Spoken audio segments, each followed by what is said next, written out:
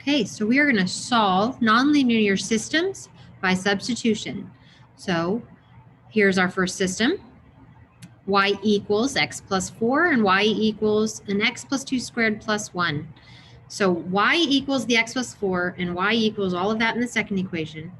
And if y equals both of those, we can set them equal to each other. So x plus 4 will equal an x plus 2 squared plus 1.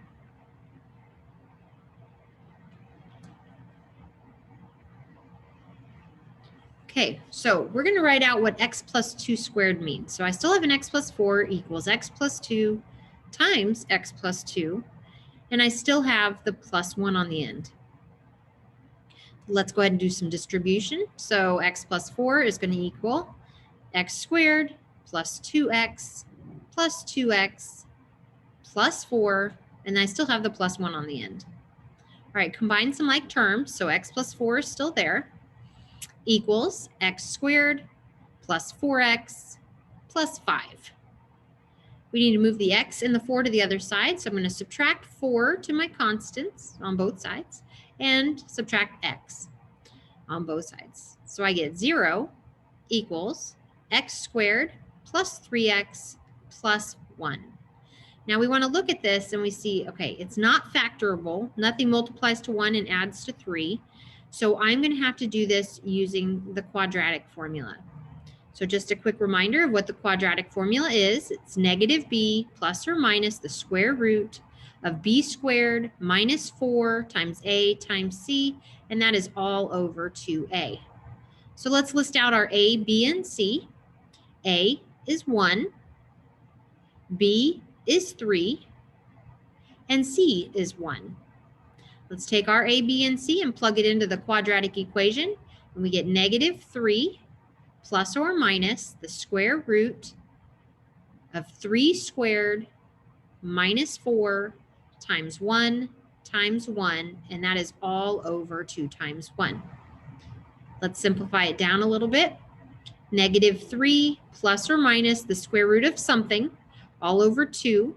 Now everything under that square root, plug it in your calculator, and you get 5. Now I can't get square root of 5 to be a nice pretty number, so I'm going to go ahead and break this into two things. This gives me a negative 3 plus something and minus. All right, so negative 3 plus square root of 5, all divided by 2. And if I do that, I get negative 0.38.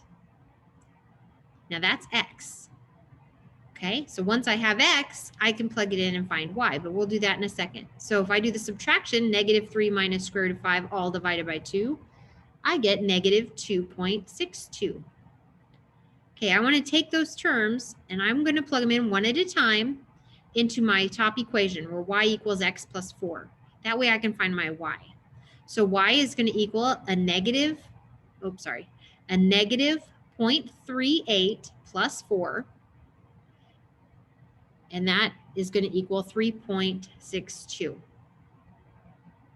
So I have y, I have an x, and I can write it as a point, x comma y. So negative 0.38 comma 3.62. That's one of the places these two equations will intersect when I graph them. All right, now let's plug in negative 2.62 for x. So y equals a negative 2.62 plus 4, and that will give me 1.38.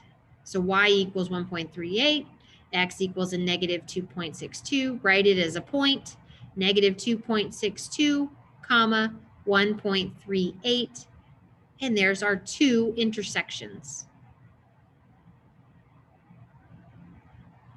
And you check it by plugging in the x value into both and checking that your y's are the same thing that you said they were. All right, number 4. X squared plus 2x minus y equals 5, and 2x plus y equals 7. I need to solve one of them for y, and it's easiest to do it for the linear equation. So I get y equals a negative 2x plus 7. So if that's what y equals, I'm going to substitute all of what y equals into the other equation for y. And I get x squared plus 2x minus all that y equals, which is negative 2x plus 7, and that equals 5. All right, let's get rid of our parentheses. X squared plus 2x, distribute that negative, so I get plus 2x minus 7 is going to equal 5. Let's collect some like terms on the left side. X squared plus 4x minus 7 equals 5. Subtract 5 from both sides, so I get it in standard form. X squared plus 4x minus 12 equals 0.